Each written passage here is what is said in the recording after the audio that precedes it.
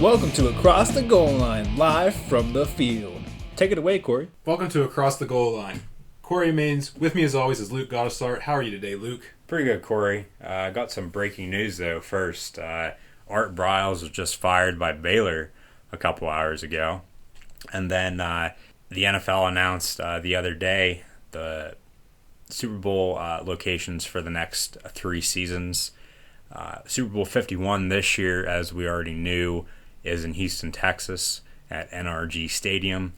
Super Bowl 52, as we already knew as well, is in Minneapolis, Minnesota at the Vikings' new stadium. I think it's U.S. Cellular Bank Stadium, I believe it's called, or going to be called. And then Super Bowl 53 will be in Atlanta at the new Falcons Stadium. Super Bowl 54 will be in Miami, as Miami hosted Super Bowl 41 and 44 in the past 10 seasons. And then Super Bowl 55 will be in Los Angeles, California, where the Rams will play after playing at USC for the next 3 seasons. All right. Today we will bring you the results from many different things that have happened over the last week. We have the Preakness Stakes from Saturday. We're going to update you on how Nyquist fared in his quest for the Triple Crown. We got results from NASCAR's All-Star race from that same day, along with what went down at WWE Extreme Rules on Sunday. Also from Sunday, we'll bring you up to date on how the French Open for tennis is going from Roland Garros. Finally, we'll bring you a little preview for the Stanley Cup Final to begin on Monday. We're going to take you back to the top of what I started with, and we're going to start with the Preakness Stakes. The 141st Preakness Stakes was run on Saturday, the 21st, and the talk of the day was whether Nyquist, who won the Kentucky Derby, would win this one on his quest to complete the Triple Crown. The course at Pimlico in Baltimore, Maryland was very wet for the race, leading to some interesting conditions for the horses and jockeys to prepare for.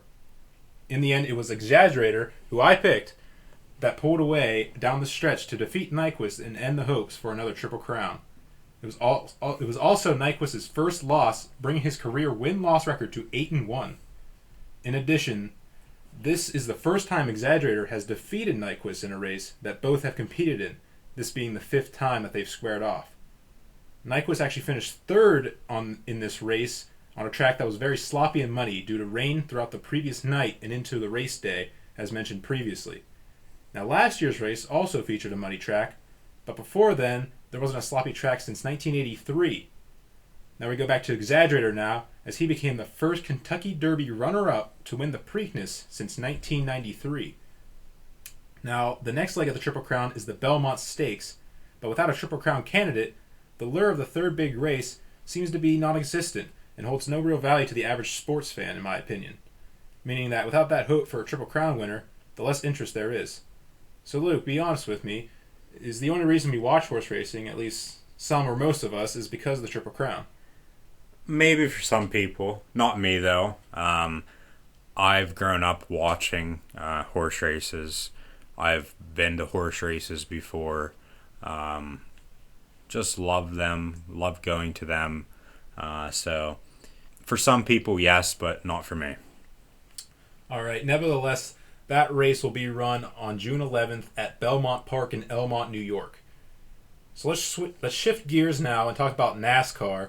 And this week was their annual All-Star race, which might go down as the worst and weirdest editions of the event, especially for the drivers, as a new format was tested, and while the 13-lap race to the finish did provide excitement for fans and drivers alike, how the race got to that point was not so pleasant. Many drivers were confused about the rules that had been placed regarding when to pit, as officials wanted all cars to pit during the green flag 50-lap segments, but a caution near the end of the first segment led to mass confusion. To make matters worse, if a driver didn't pit during the segment, they were penalized for not doing so. Luke, I know you watched the All-Star race. Did you see any of that confusion and stuff going on during the race? Yeah, and I agree with the drivers, NASCAR should have handled it better, but, what are you going to do?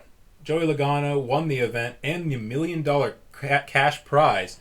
He claimed that he was confused during the race. Also, longtime veteran and soon-to-be retiree Tony Stewart said it was, quote, the dumbest thing I've ever been a part of. Last week's winner, Matt Kenseth, also said it was the most confused he had ever been inside of a race car. The one good takeaway that was done right was the 13-lap race to the finish, however, as there hasn't been anything like that for many races now in the chase.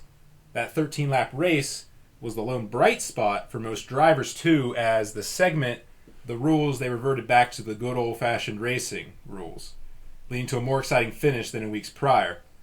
And, of course, Joey Logano won the event. He passed Kyle Larson with 2 laps remaining in that mad dash for the finish. Also, Luke, you watched that, of course, I already mentioned that. Was that last little segment exciting for you? That little race to the finish? Any race is exciting, really. To see cars go, over 180 miles an hour, sometimes over 200 at some tracks. It's just exciting to see those cars go real fast. I know they're just making left turns the whole time, but, to see how many laps it's going to take for them to pit, to get new tires, gas-wise. And then obviously the wrecks, that bring out the cautions. Those are always fun. Sometimes they're bad. They're bad wrecks, but I think that's one of the most exciting parts of the races. All right. Now next week the race will stay in Charlotte for the Coca-Cola 600 now. Yeah, this Sunday. This Sunday it is. Now it's time to talk a little hockey, and the Stanley Cup Final is just around the corner here. It begins Monday the 30th, and the San Jose Sharks have taken their spot in that Stanley Cup Final with a win last night over the St. Louis Blues 5-2 at home, and they win that series in 6 games, 4-2. Now we're going to preview the Stanley Cup Final, but there's still a Game 7 tonight here on Thursday, May the 26th, between the Lightning and the Penguins for who's going to represent the Eastern Conference. So even though that game is still yet to be played here, we will take a look at how the Stanley Cup Final might shape up. We'll look at all the teams that could be involved.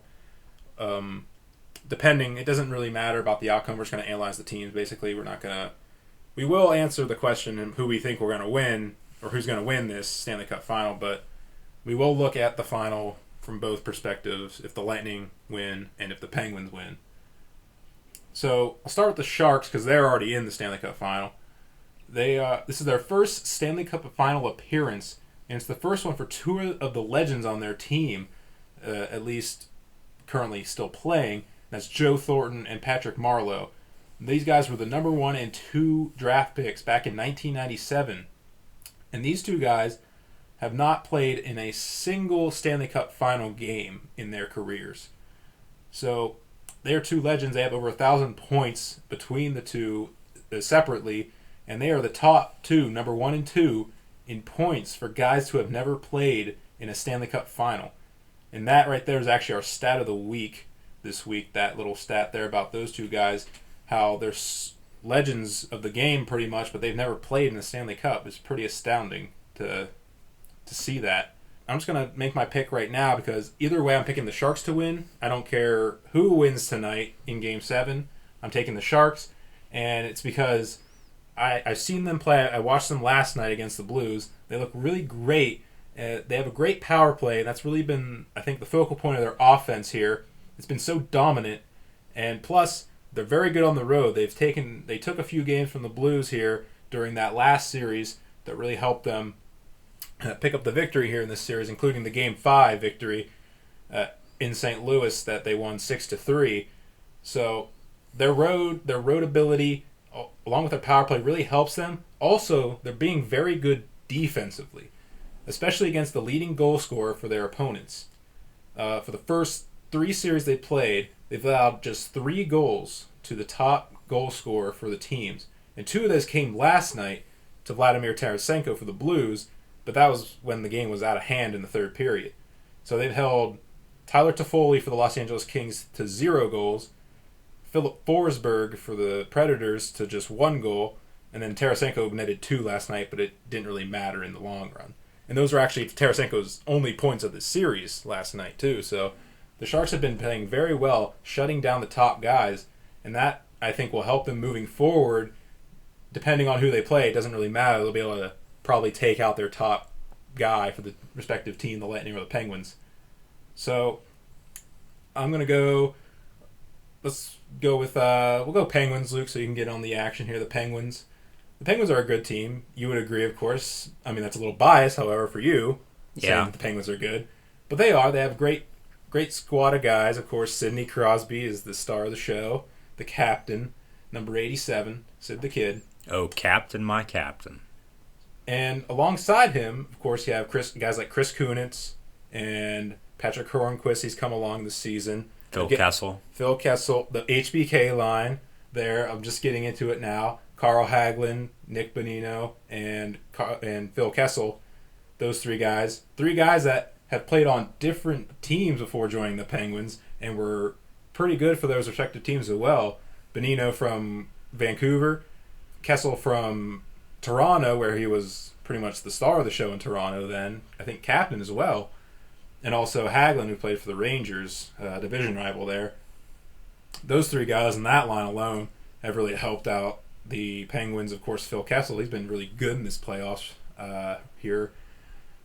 Also, Evgeny Malkin, he's still a star player in his own right, I would say. Also, rookie goaltender Matt Murray, who's been a shining star for the Penguins here in net. He has won 11 games here in this playoffs, and if the Penguins actually make it to the Stanley Cup final and he plays in all the games and they win the final, he will break the record for most wins by a rookie goaltender in playoff history. That was set by Cam Ward back in 2005 and 2006 season. He had 15 for the Carolina Hurricanes when they won the Stanley Cup final. Yeah, Murray just turned 22 the other day. I think it was yesterday, to be exact. But he's done an outstanding job so far in the Stanley Cup playoffs. Yeah, they replaced him with Marc-Andre Fleury the one game, but that's because they were losing 4-0, and then they ended up coming back and scored 3 goals, but they still lost 4-3. But they won the other night and forced a Game 7 tonight in Pittsburgh, as we said. Yeah, Game 7 here tonight in Pittsburgh. The team they play, the Tampa Bay Lightning, is a team that is facing adversity during this series, as they lost their goaltender Ben Bishop in Game 1 due to an injury, and they've also been without captain Steven Stamkos, who has been the star of their team for the last few seasons here. And without them, they seem to have dealt well without those two guys. Andrei Vasilevsky in net, he's been playing pretty decently for against a high-powered Penguins offense, and the team has been pretty good without Stamkos as well on the offensive end. Tyler Johnson, Nikita Kucherov, to name a few guys, have been pretty good in this series and throughout the entire playoffs. So this is a pretty quick team. Nice. They're quick. They got good offense. I won't knock them on defense or anything because they are playing a Penguins team that are very high-powered in their offensive game. I just talked about them, all the great players that they got that can really light up the lamp for those guys in Pittsburgh. So this is a tough game. It's been a really interesting series. It's been a good series. Luke will pick at least for goal line stand coming up really later in the show who's going to win this game. But maybe a little early prediction, maybe Luke. Maybe we can just skip that altogether and do it right now. Well, before I forget, the Penguins fired their head coach halfway through the season too, and replaced him with their AHL coach. Mike Sullivan. He's done a fantastic job. Hopefully he, is the head coach for years to come. I was a little mad when they fired Dan Bylsma 2 years ago, but, what are you going to do? But to answer your question, I'll just get into it right now. I'm going to pick the Penguins to win Game 7 here tonight in Pittsburgh. Bias, of course. Yes, but, they're my favorite team, so, I think anyone's like that. And everyone's like that. And then in the Stanley Cup Finals, I'm going to have the Penguins beating the Sharks. And I had predicted that after, from the start, I had the Penguins and Blackhawks, but then the Blackhawks lost, and I've said this a couple of times since then. I replaced them with the Sharks. The Sharks obviously made it. So I'm 1 for 1.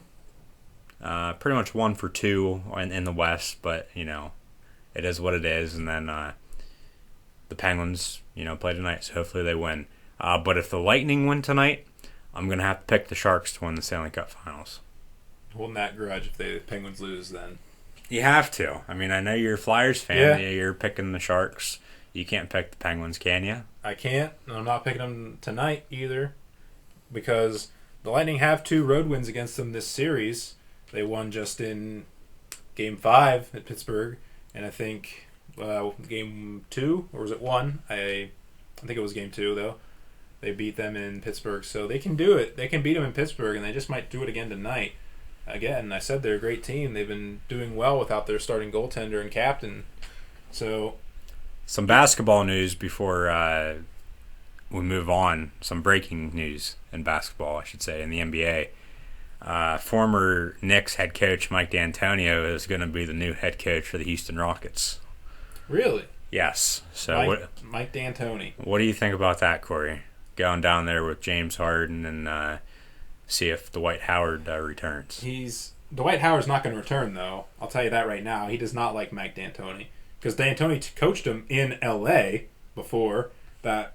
I think just 1 season there, and D'Antoni basically told Howard he wasn't going to be a focal point on the offense in L.A. and big reason why Dwight left Los Angeles a few years ago.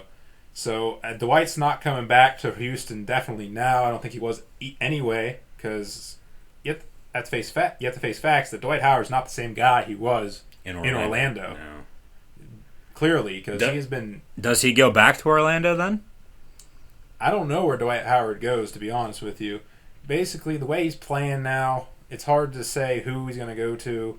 It could be almost anyone, I think, because he's not exactly star caliber guy that only a few teams can really go after. Anyone can go after Dwight. They don't need to pay big money for him. It's basically if you want him, you can probably have him. That's the way I feel about Dwight Howard. Getting back to D'Antoni, I'll just say, yeah, he works. He's an offensive-minded guy. He'll help with James Harden, even though James Harden's already good. But that's not what the Rockets need. They're the worst defensive team in basketball. So D'Antoni works for helping that offense, but what are you going to do about the defense? I mean, James Harden plays none of it. He does not play defense whatsoever. He's an offensive guy through and through. And D'Antoni's not going to help him become a better defender. So I don't really like the move by the Rockets. I understand why they did it, I think, but I just don't like it. What about you, Luke? I could really care less, to be honest with you. I'm not a Houston Rockets fan. I like the Boston Celtics, as everyone should know by now. So we'll have to see if it's a good hire or a bad hire. That we will.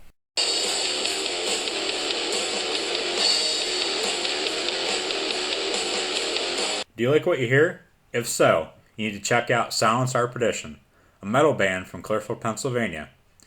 They're fairly new in the music industry, but they're on the rise. Some songs include Slaves to Obedience, Never, Six, Left and Solace, and An Untold Story. Be sure to like Silence Our Perdition on Facebook and follow at SO Perdition on Twitter. You can contact them on either Facebook or Twitter. Do you like hunting, fishing, or talking about the outdoors? If so, you need to check out Downriver Outdoors, an outdoors channel on YouTube that brings you some of the best footage of hunting and fishing from the backwoods of Central PA. They also tell some great outdoors stories. Be sure to subscribe to Downriver Outdoors on YouTube. All right, now is the time to talk about tennis.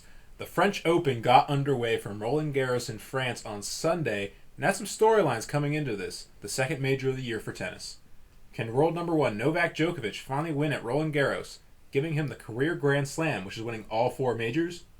Winning would also make him the first man to win 4 straight majors since Rod Laver in 1969, when he won all 4 majors in the same season, also known as the Calendar Slam.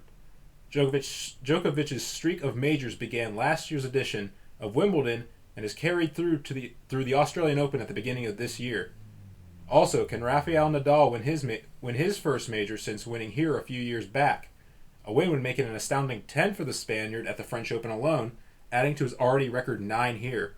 To do so, he might have to go through Djokovic, who has beaten Nadal here before, that being in a quarterfinal match last year, as these two are on a collision course with each other in the semifinals. Another thing to keep in mind is what it will be like without Roger Federer, who pulled out of the event with injuries marking his first missed major since the U.S. Open back in 1999, which is amazing at how Federer has been able to keep his body healthy for such a long period of time. But it seems that Father Time might be catching up on the old Swiss maestro. Speaking of Swiss, what will last year's champion Stanislas Wawrinka do for a follow-up? He's drawn the number 3 seed and might need to take on number 2 seed Andy Murray in the semifinals, as he bids for his 3rd major title and 2nd on the clay at Roland Garros. On the women's side, can world number 1 Serena Williams rebound after her shocking loss at the U.S. Open last season and get back to her dominating ways? She has really struggled since losing at the U.S. Open, not winning as many titles like we are accustomed to seeing her do. If she can defend her title here, it would be her 22nd of her career, matching Steffi Graf for the most all-time in tennis history, men or women. So far, we've only been treated with only a taste of what is to come later in the future rounds of the French Open, and we'll take you through the first couple of rounds and show you where the top seeds on both sides are and what they are headed towards. And we'll look at any early round upsets that may have shaken up how the rest of this tournament might play out. On the men's side of things, number 1 Novak Djokovic beat Yen Sun Liu in the first round with a score of 6-4, 6-1, and 6-1, and then beat Steve Darcis today 7-5, 6-3, 6-4. Number 2, the Andy Murray, he defeated Radek Stepanek in a 5-set match, 3-6, 3-6, before winning. He lost the first 2 sets 3-6, 3-6, 3-6, 3-6, before winning the last 3 sets 6-0, 6-3, and 7-5. And then he played another 5-set match against Matthias Bourgeois from France. He won that match in 5 sets, 6-2, 2-6, 4-6, and then won the last 2 sets 6-2, 6-3. Defending champion Stanislas Wawrinka at the 3 seed also won a 5-set match to open up his French Open defense against Lucas Rosol, 4-6, 6-1, 3-6, 6-3, 6-4. And then he handled Taro Daniel from Japan in 3 sets, 7-6, 6-3, 6-4 in the second round. Rafael Nadal has been dominant so far at the French Open. In his first round match, he defeated Sam Groth out of Australia in 3 straight 6-1 sets, and then beat Facundo Bagnis 6-3, 6-0, 6-3 here today on Thursday. For the women, Serena Williams, ranked number 1 in this tournament, defeated Magdalena Rybarikova in the first round 6-2, 6-0, and then the second round today beat Talania Pereira 6-2 and then 4-1 as Pereira retired in the match later in the second set. Agnieszka Radwanska defeated Bojana Jovanowski in the first round 6-0, 6-2, and then Caroline Garcia 6-2, 6-4 in the second round. The 3 seed Angelique Kerber actually lost in the very first round to Kiki Bertens in a 3-set match, losing 2-6, 6-3, and 3-6 in the third set. So she's out of the tournament so far, and that's the one huge upset so far in the tournament. And then number 4 seed Garbine Muguruza defeated Anna Shmodova 3-6, 6-3, 6-3 in the first round, and then Myrtle Georges 6-2 and 6-0 in the second round. Other than Angelique Kerber, the only upsets, there's only been 2 of them, and they both happened in the first round.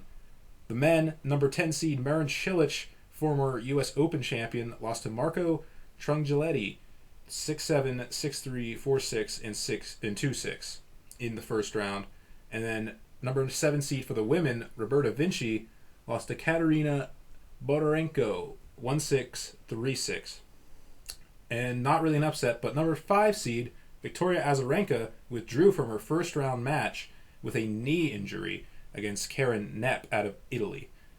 So with those upsets on the women's side especially, it actually paves the way for Serena Williams to have a pretty easy road to the finals, as Victoria Azarenka was scheduled to be her possible quarterfinal round matchup, and then Angelique Kerber, who defeated her at the Australian Open, would have been her semifinal matchup. So it really looks good for Serena Williams moving forward.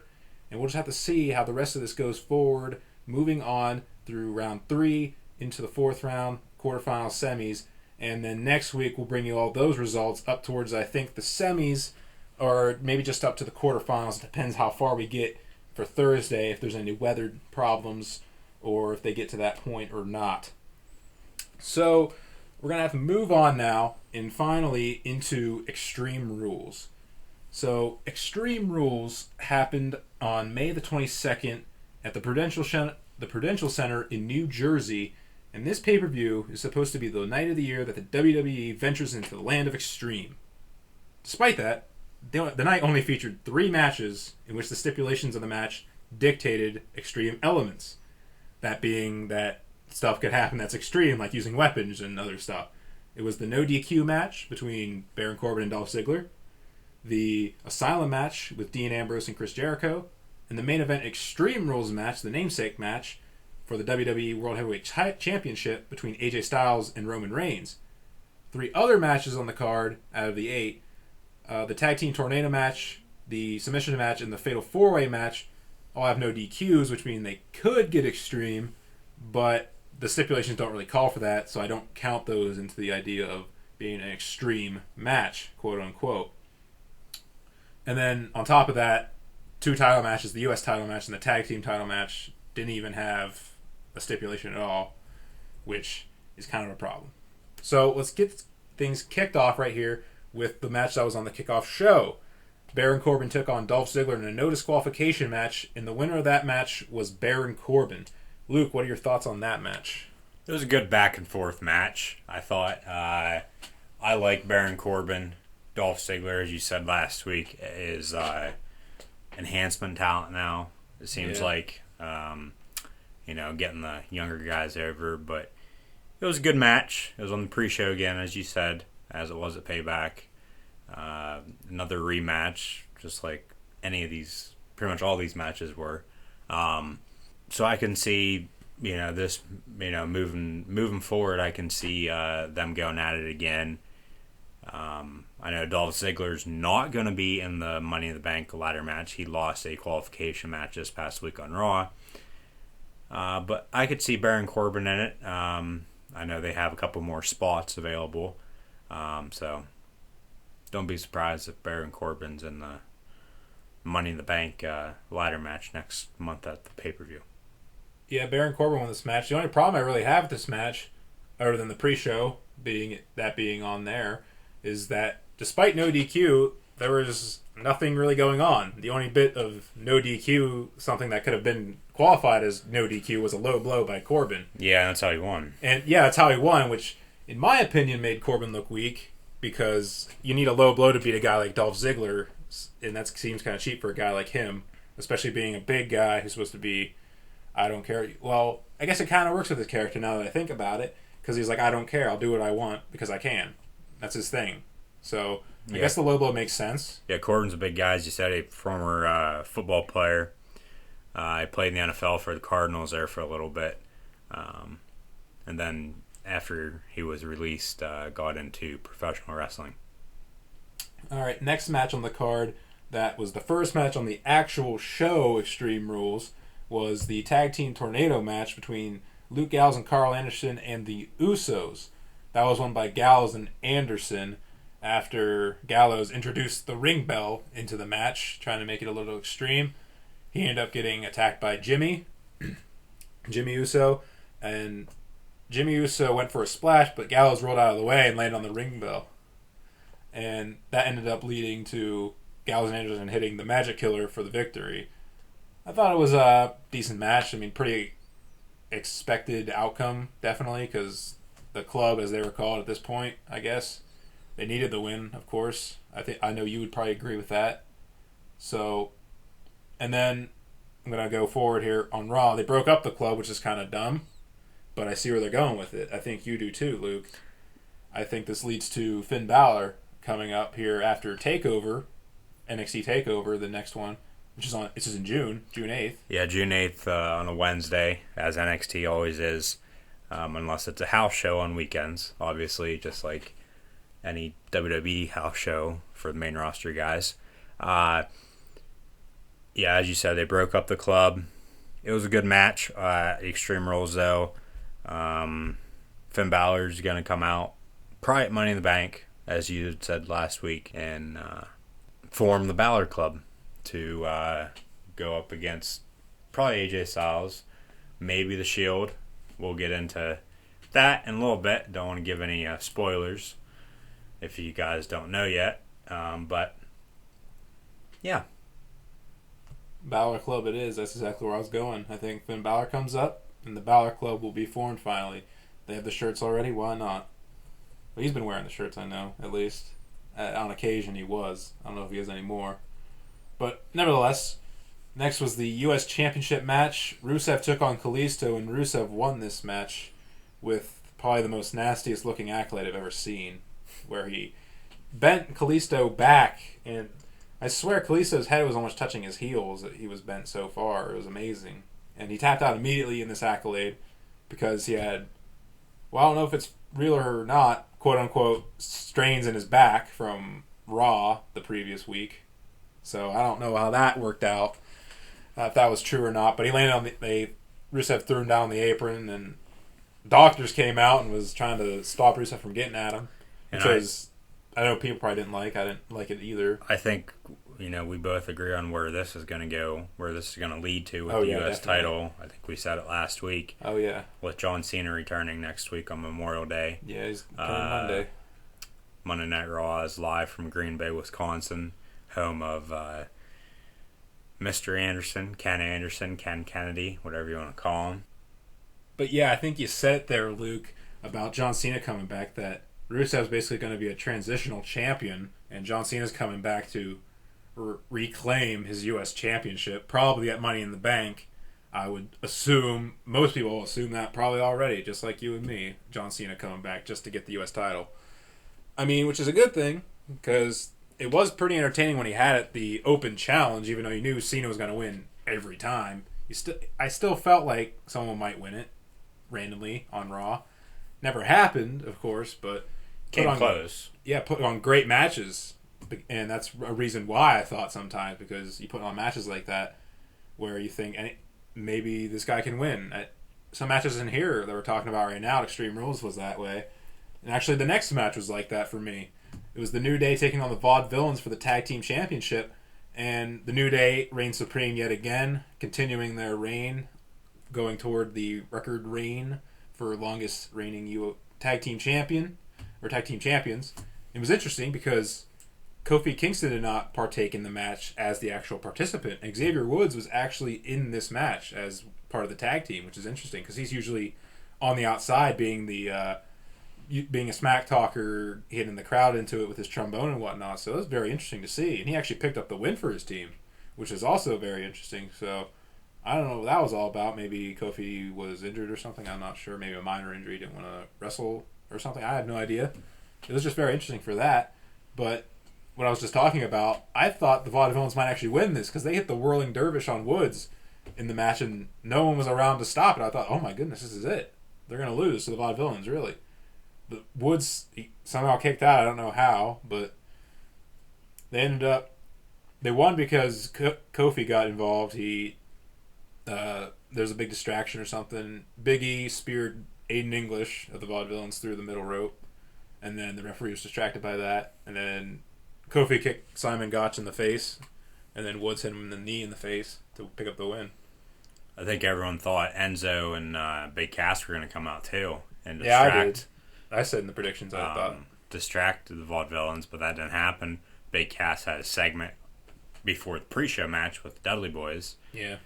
And then the next night on Raw, Big Cass came out to a big pop and then pointed back to the curtain, and then Enzo came running out as he does his little run around the entrance. But they're in a feud with the Dudley Boys now, and it's good for the tag team division. It's good for tag team division, yeah, definitely. Bunch of good teams hanging around the tag division, making that interesting. So now we move on to, at least for me, was the match of the night. It was the Fatal 4-Way for the Intercontinental Championship between The Miz, who was the champion, Cesaro, Kevin Owens, and Sami Zayn, and it was won by The Miz. And this is the only match I actually got wrong for my predictions, but I counted as a half a point because I said The Miz might win. I said don't be surprised if The Miz won. I had Sami Zayn winning, which coincidentally he almost won, but some things led to another, and The Miz stole the victory. Actually, yeah, it was probably the best match of the night, I thought. Besides the WWE World Heavyweight Championship other than match, the main event. Yeah, that's the only one. That's the one it beat out for me. It was all four of those competitors are going to be champions someday. I know the Miz is right now, obviously, and then he has been before, but Sami Zayn has never been a title holder up on the main roster. He's NXT champion. Kevin Owens, the NXT champ, and then he's been Intercontinental champ twice, I believe. Yeah, twice. But then Cesaro, he had the tag team titles with TJ, Tyson Kidd, and Natalia's husband there for a little bit, I think. He also had the U.S. title once when he was a part of the Real Americans with Jack Swagger. Yes, that is also correct. But other than that, they haven't held, other than The Miz, who's been WWE champion before, and he headlined WrestleMania 27 in Atlanta, Georgia. Those guys haven't held a big title in WWE before. Yeah, you could say that. Yeah, they haven't had like the huge title, like a world title or anything. Like, I mean, Zayn hasn't held any title, like you said. But Owens and Cesaro, yeah, they've held other titles, but never the big title, you could say. Owens, yeah, definitely is in for it. Zayn, too. Cesaro's a bit iffy. We'll see about him. Miz, of course, yeah. I think he's a couple-time WWE champion back when it was just the WWE championship. It's going to be surprising, too, on where WWE moves on from here on out, too, with these couple guys.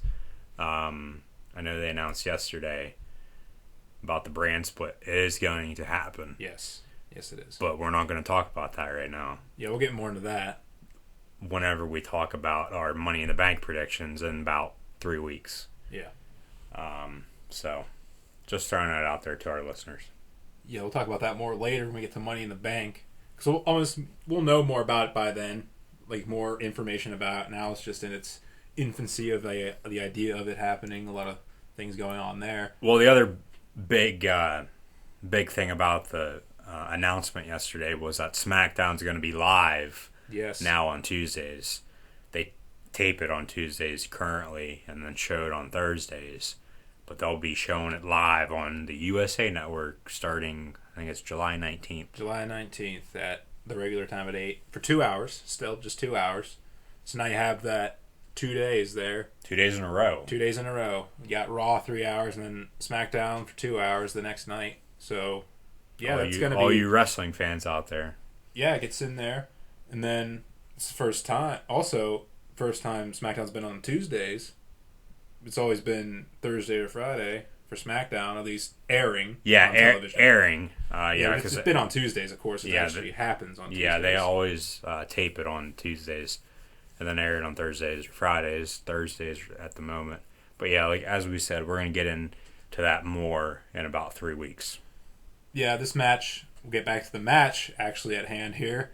Of course, The Miz, I said, picked up the victory. He stole it, you could say, because Sami Zayn hit the haluva kick, his finisher, on Cesaro in the corner. Kevin Owens pulled him out, and Zayn started attacking Owens on the outside. They brawled on the outside, and that allowed Miz to swoop in and picked up the 1-2-3 to retain his title. So that match really did well. It really kept building on the storyline between Kevin Owens and Sami Zayn, how they hate each other. They hate each other so much that Sami Zayn couldn't focus on winning the title. He was too focused on attacking Owens to win the title, you could say. At least that's how I saw it. It's a good storyline addition there, a little bit more. But those two, they'll go their separate ways. They're in the Money in the Bank ladder match together. They'll continue to build their feud in that match as well. And then Miz and Cesaro, they're going to continue for the IC Intercontinental title here moving forward. Actually, SmackDown tonight. Cesaro's taking on Miz for the title tonight on SmackDown. Also with the U.S. title, Rusev is defending against Kalisto, I believe, in a rematch. Yes, there is 2 title matches on SmackDown. Who would have thought that? I'm trying to get that viewership up, I guess. So now we'll move into an interesting match. One that has mixed reviews from this pay-per-view for a lot of people, I think, is the first ever Asylum match in WWE. And the 2 participants were Chris Jericho and Dean Ambrose. Dean Ambrose, the quote-unquote creator of the match. And he actually won the match after planting Jericho into thumbtacks. Yes, thumbtacks, something that I'm sure we've probably would never have seen again in WWE. I think we wouldn't have seen it, or we didn't expect it, at least, because It's PG. We don't expect more extreme stuff like that to show up in our programming, I guess. Yeah, but they're saying it's a new era, so, who knows what we're going to be seeing in the next couple months ahead of us, and then, leading into the future, too. Yeah, you're referencing the Mick Foley, Randy Orton match, I believe it was, at Backlash.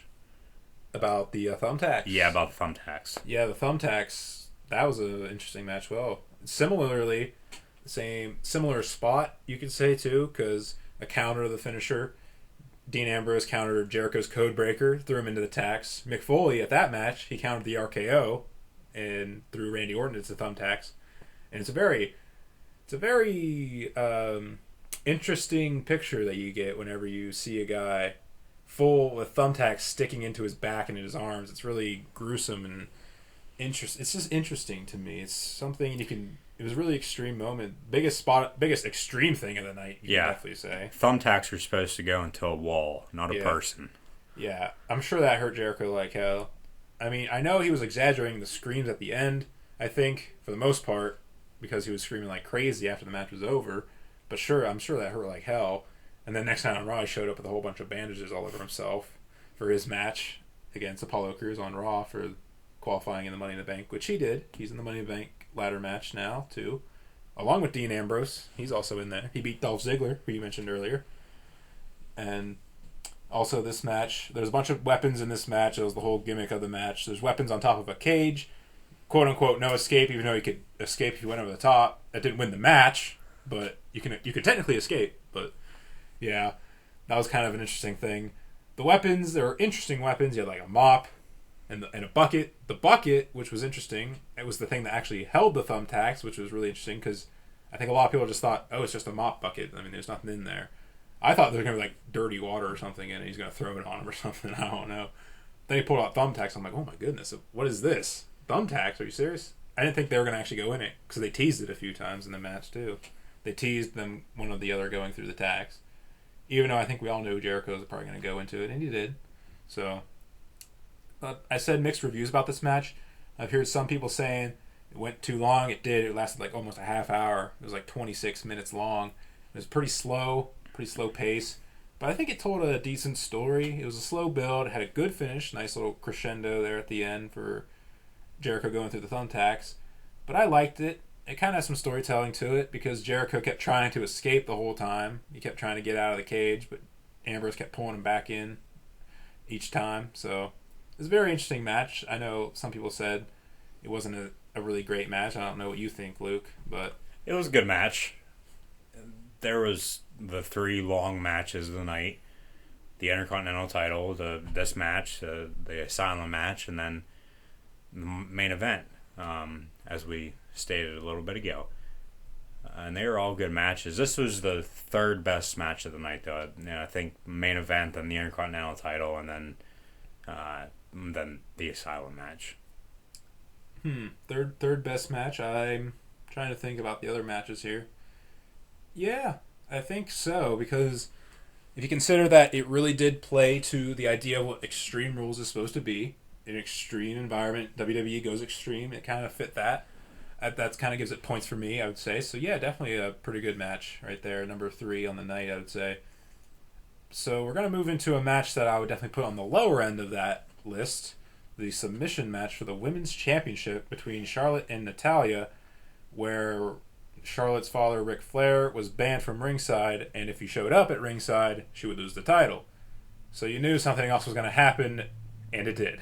And he still showed up. Well, not him exactly. After the match, he showed up. Yeah, after the match he did. But his music hit during the match, and this was during... Well, Charlotte was in a sharpshooter by Natalya, and she was probably about to give up. But then Ric Flair's music hits. Out of nowhere, here comes Dana Brooke. And then Dana Brooke comes out. Dana Brooke, of all people, because she has nothing better to do, because her partner Emma's hurt right now. Another injury for the WWE. What's new, I guess. So, it's been the year of the injury. Definitely year of the injury. I mean, another reason for the brand split that is coming up. A lot of talent coming in from injury and then from NXT. Of course, from around the world and everything like that, too. So, yeah, Dana Brooke comes out, distracts Natalya, Charlotte puts on the figure 8, wins the match. But then, on Raw, the next night, she does something that I think some people may have thought was going to happen eventually. I didn't see it happening on Monday. She basically disowned Ric Flair, you could say, her father. She told a promo that she just ripped into him about him never being at home and whatnot. She always had to watch him on the television for his matches and stuff, and so she booted him from being from ringside, booted him from her entirely. She's done with him now. It's just gonna be her and Dana, which sucks, I would say. She's like Ric Flair's Arn Anderson. Well, what do you mean by that? I'm not sure what you're talking about. Well, Arn Anderson was Ric Flair's right-hand man back in the day, so Dana Brooke can be Charlotte's right-hand, woman. Oh, I didn't know that. Would that be like Four Horsemen then, back then, I guess? I guess you could say that, yeah. All right, so that's interesting. Moving forward, even though I don't like it exactly. Neither do I, but, it makes it interesting. It does make it interesting because it further establishes her as a heel, the bad guy, and she really looks like a bad guy now because of it. Because she kicked out the legend Ric Flair, of course. The 2-time WWE Hall of Famer, the 16-time world champion. Kiss stealing, woo, wheeling dealing, limousine riding, jet flying, son of a gun. Now the time has come to talk about the main event of Extreme Rules. It was for the WWE World Heavyweight Championship, and it was an Extreme Rules match, which is basically the same thing as a no DQ match, a no hold bars match, whatever. Basically anything goes. You can do whatever the hell you want. It was between Roman Reigns and AJ Styles, and the inevitable happened when Roman Reigns picked up the victory. He, with just a single spear. Yep, a single spear. Just like at Payback. And I already mentioned a little bit, I think ago. I don't know if I did here at the review of the footage, but this match was very similar to Payback just a month ago. Had a lot of the same stuff happen, same pretty much finish, if you could say, with AJ Styles going for a phenomenal forearm, but then Roman Reigns spears him. The only difference is Roman speared him out of mid-air this time instead of going off the ropes after AJ landed and spearing him. So that's a bit different, but still, took him just one spear to beat AJ, and this is after he got the hell beat out of him the entire match. Took 2 Styles clashes, kicked out of both of them, which is AJ Styles' finishing maneuver. At least it was. Apparently it isn't now. But he took 2 of those, including one off of a chair, or onto a chair rather, after he was beaten the hell out of with that same chair. He took about 10 chair shots to the back with that chair before being Styles clashed on it. And he still kicked out. Also, between those two, or before that, he took a boot of doom by Gallows and Anderson before that, and he kicked out of that too. So Roman Reigns is going all Cena on us and kicking out of everything at 2. You can't see me. Well, you can see Roman, you can't see John Cena. That's the only difference, I guess. So, yeah, he's becoming the new John Cena. It is becoming more and more evident, and his spear is turning into the AA, which is John Cena's move, where no one kicks out of the AA, only that the AA people actually kick out of now. The spear, no one kicks out of. People's insides explode because Roman Reigns hit him with a spear, and they just can't get that shoulder up, I guess. Otherwise, the match was good. I'll give it that. The one at Payback was good, which is also why this match is good, because it's very similar, as I said, with Gallows and Anderson coming out, and then the Usos come out to help out Roman because of Gallows and Anderson being out there. There's a big chaotic shuffle of guys fighting each other, and then Roman Reigns hits a spear, and it's over. Same exact crap from last month, only a little bit more extreme, as it were. So, this match was alright, but what happened after the match really got me excited. I jumped out of my chair while watching it when I saw this happen. So Roman's standing there with the world title. He's holding it high above his head. And then all of a sudden the crowd starts going wild. I'm like, what's going on? The crowd's going wild. They're not going wild. No entrance music, nothing. The crowd starts going wild. I'm like, that can't be for Roman. What the hell's going on? And then all of a sudden, Seth Rollins comes out. Seth Rollins, you heard it here first. Seth freaking Rollins comes out and pedigrees Roman Reigns and holds up that title to end the show. And I went crazy, as best I could, for being at like 11 o'clock at night. I don't want to wake up anybody in the house, so as crazy as I could, as silently as I could, I freaked the hell out in my chair because my main man, Seth Rollins, is now back and is going for that WWE World Heavyweight Championship that he will say himself he never lost. He said it about 7 times on Raw on Monday. So It's true.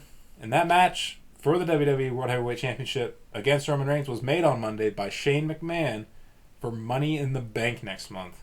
So Roman and Seth, the two Shield mates that I don't think they've really faced off against each other one-on-one for anything like a title after the Shield is broken up. So this is going to be a pretty new matchup. They were supposed to fight each other at Survivor Series, but then Seth got hurt with his knee injury on November 4th at a house show in Ireland, I think it were. So now we get to finally see that match. And as Shane McMahon said, this has WrestleMania quality written all over it. Sure does. Now, I also want to talk about this match as well going forward as well, because Roman Reigns ruined Seth Rollins for me. I thought he was coming back as a good guy, as a face, but thanks to Roman Reigns, they have to keep him a heel and bad guy. Roman Reigns ruined good guy Seth Rollins for me, and I can't forgive him for that. I'm gonna further the hate for Roman Reigns here. We had enough of that. If you want to listen to us bash Roman Reigns, we did that last episode where we talked about how we just hate Roman Reigns. So we'll see what happens moving forward. I hope I get good guy Seth Rollins. I want to see what that's like. Change up his entrance music, change up his appearance even more than it already is. Because he came back without the blonde streaks in his hair, which is a nice touch, I would say. A new logo and whatnot, new catch saying, redesign, rebuild, reclaim, referencing him coming back from injury and getting back his title. So, all right, now the time has come where, well, actually, first let me grade this. I got to grade Extreme Rules here. I got to give it a grade. My grade is a C plus. I'm giving it a C plus. Mostly, this is a pretty low grade because, well, I was gonna go like B or B minus or something, but the fact that the main event was pretty much the same as Payback. Almost all the matches were rematches of Payback. It was basically Payback with an extreme element. Also, 2 of the matches really fell flat despite being extreme matches, quote unquote. The submission match and the ODQ match, those 2 fell really flat for me. And also, the 2 of the title matches not even being stipulation, gimmicky matches, extreme matches, whatever you want to call them, they're not being one of those type of matches, really disappointing me because this is supposed to be a pay-per-view where all the matches are supposed to be like that, I would think. So, that all being said, I gotta give it a C+. Luke, do you want to give a grade on Extreme Rules? B minus, I'd say. We had 3 good matches. The Intercontinental, Ambrose Asylum, and the main event for the WWE World Heavyweight title. But then with the return of Seth Rollins, I'd have to give it a B minus. Yeah, I guess. I see what you're coming from. That Seth Rollins return does make it a little bit better. I might have to bump mine up maybe to B minus just because of Seth Rollins coming back. That is a really big thing for me. Seth Rollins, my favorite wrestler at the moment right now. Coming back is really good for wrestling and for me.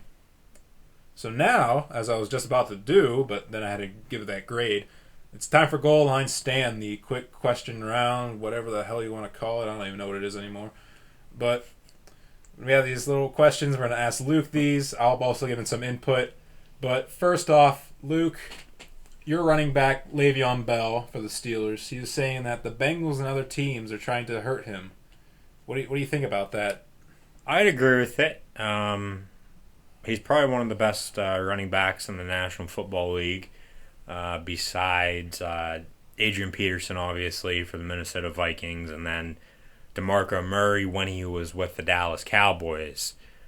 He just didn't fit right in Chip Kelly's system in Philadelphia, but now he's in Tennessee behind Marcus Mariota and a good offensive line, and then they also drafted Derrick Henry, who a lot of people see a lot of Eddie George in. So maybe Tennessee has a 2-headed backfield come this fall. But I'd agree with Le'Veon Bell saying that teams are out to get him because he's just that good. He's a dual threat. He can, be a power running back, but then he can also be a good screen guy and catch the ball well out of the backfield. Yeah, definitely. He's a really good back. I was about to mention that, about him being a dual threat, both running the ball and catching it. He's also a good fantasy player too. So come fantasy football season, when the new season starts, he's probably going to be a top pick in a lot of leagues. All right. So, second question. Stephen A. Smith for ESPN said that he would sign Kevin Durant over LeBron James to a long-term deal. Luke, who would you rather sign?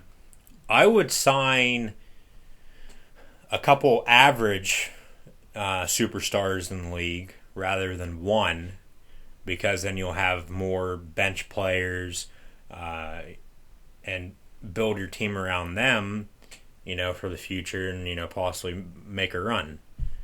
Look at the San Antonio Spurs. I know they've had the big three for how many years, but then last year they signed LaMarcus Aldridge, so now they had a big four this past year. Yeah, they lost in the playoffs to the Thunder and Kevin Durant and Russell Westbrook, but, I think if you sign a couple guys rather than one big superstar and dish the money out separate ways, I think you're better off in the long run. Well, if you had to choose one of these guys, who would you rather have, though, I guess? Probably KD, Kevin Durant, because me personally, I don't like LeBron. I liked him when he was in Cleveland the first time. And whenever he bolted to go to the Heat down in Miami, and he had to make that whole big ordeal about it, and where he was going to go, I lost respect for him, and I have since. But he's a good player, give him credit. He's won 2 titles with the big three down in Miami with D. Wade and Chris Bosh. But as I said, I'd probably sign KD because LeBron also carries a lot of media attention, and it hurts the team. I don't think, an owner would want that, pushed up against their team unless, it's like LA or, New York or, even if you went back to Miami because of all the media attention and how big the city is, you got all those, people, the population's just enormous. So I would sign KD. All right. We're going to stick with KD and his team, the Thunder, for the question number 3. Are the Thunder the favorites to win the NBA title now? I think the Warriors can still come back and win.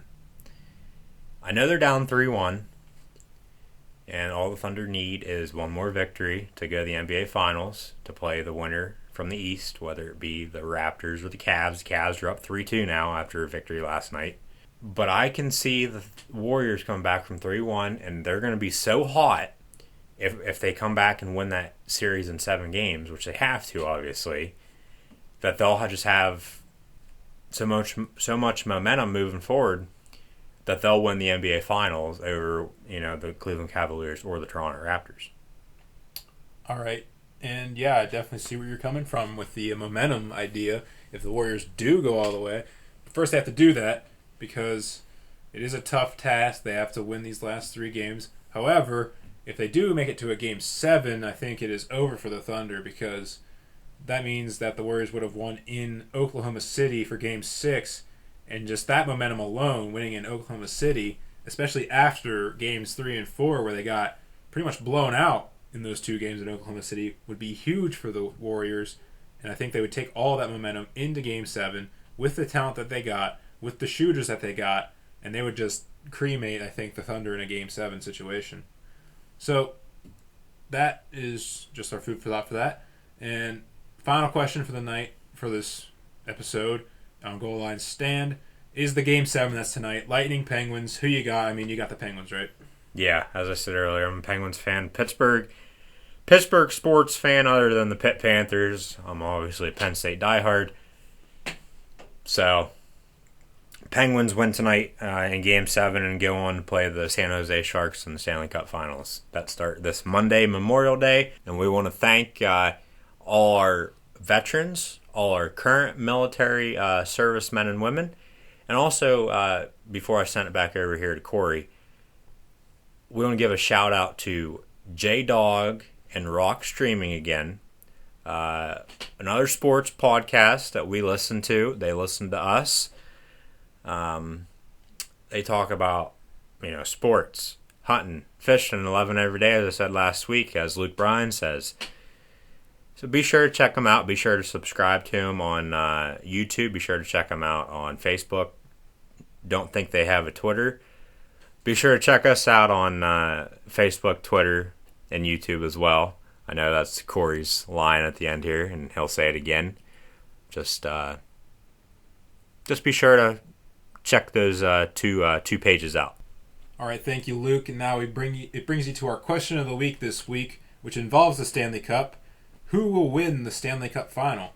Will it be the Sharks, or will it be one of those teams from the East, the Penguins or the Lightning? One of those teams will be in it by the time you read the question of the week and hear it right here on Across the Goal Line. But who will win the Stanley Cup? And before we go, we want to congratulate TNT's Craig Sager, as he will be the recipient of the Jimmy V Award at the ESPYs for his fight with cancer. Yes, Craig Sager, a legendary sports broadcaster. The ESPYs actually got something right this year, unlike they did last year. Craig Sager is going to be awarded this year. Caitlyn Jenner won it last year. Now, Bruce Jenner got his, chopped off, aka neutered, as, people would say in animal language, I guess you could say. Caitlyn Jenner won it. There's a lot of backlash about it. I'm probably going to get a lot of backlash about it, but I don't really care. He shouldn't have won it. Somebody like Craig Sager, who has been battling cancer for the past year and a half, and he continues to work while battling this disease, is just phenomenal. It's just, I don't even know what to say. I can't think of the right word. So long story short, Caitlyn Jenner, Bruce Jenner, shouldn't have won it last year. Somebody like Craig Sager, who is winning it this year, should have won it last year. Definitely. I mean, Jimmy V Award's all about being courageous and doing courageous things, and fighting cancer like he's doing is something like that. Yeah, Jimmy V fought cancer, lost his battle, but his famous line was, "Don't give up. Don't ever give up." And Craig Sager certainly hasn't. And he keeps on rolling, he keeps on trucking. And it's nice to see guys, when the basketball games are on TNT there, they mention it to him while he's interviewing them, on the coaches on the sideline there. So it's really nice to see that. Back to Bruce Caitlyn, I guess. I want to say my piece about this. It doesn't. I was really upset with it too, because they made it a big deal about him, her, whatever, coming out as a woman. I don't see that as courageous. I mean, people do that all the time, but just because it's this Olympic gold medalist runner in celebrity, that they're making a big deal about it. People do this all the time. It's not just him. They've made him or her, whatever the hell you want to call him. Now, I'm just going to refer to it as him, because I still see it as that way, I guess. But people do that all the time, and just because it's him, they had to make a big deal about it. And that's what I really don't like about it. They're making him the spokesperson for being transgender, and it's just ridiculous. He didn't invent it. He didn't come up with the idea. He's not the first one. He won't be the last one. I'll just say that. So, well said. Enough said, too. Either way, congratulations, Craig Sager. So, that's where we're going to wrap it up this episode of Across the Goal Line. Now, you got to subscribe to this YouTube channel if you haven't already. Like us on Facebook and follow us on Twitter at ATGL16. Both of those links are available in the description of this video. Also, if you're answering the question of the week on Twitter, use the hashtag ATGL when doing so. And don't forget to email us any questions or concerns at acrossthegoalline2016@gmail.com. For Luke Goddessart, I'm Corey Maines, and we'll see you on the next edition of Across the Goal Line, live from the field.